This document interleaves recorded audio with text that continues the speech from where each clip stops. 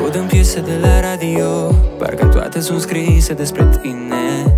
Conduc înainte, ajung în trecut. Te văd aici, dar nu ești lângă mine.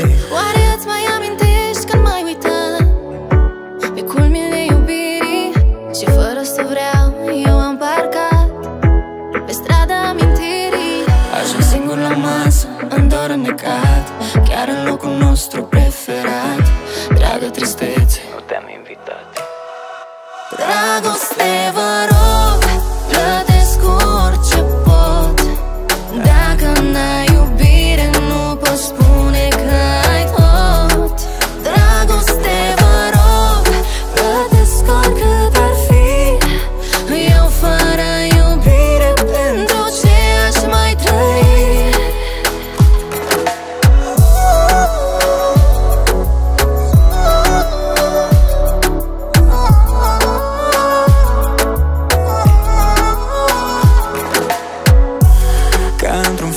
Fără sfârșit, mă simt singur într-o sală plină. Tu ai jucat scenariul nepotrivit, când eu credeam că tu ești eroină. Oare îți mai amintești când îmi spuneai că iubirea n-o să plece?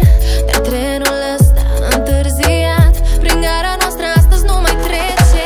Ajung singur acasă, în dor înnecat, chiar în locul nostru preferat. Dragă tristețe, nu te-am invitat.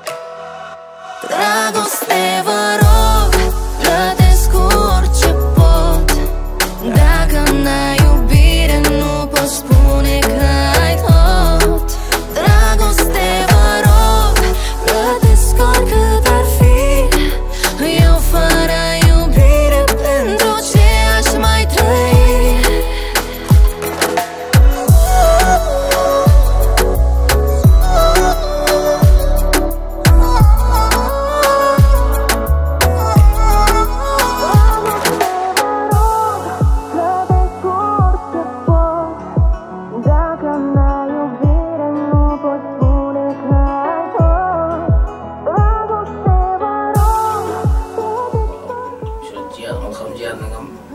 Baktı açık bulsun, nasip bulsa kuşkanım benim kuşa karısın. Ulu kuzu köp bulsun, hamıca elin aldı ucusunda. Sağ var, onun akışı geldi.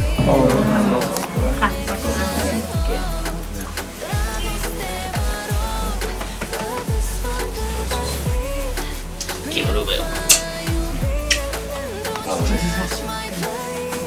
İstanbul ise hakkınız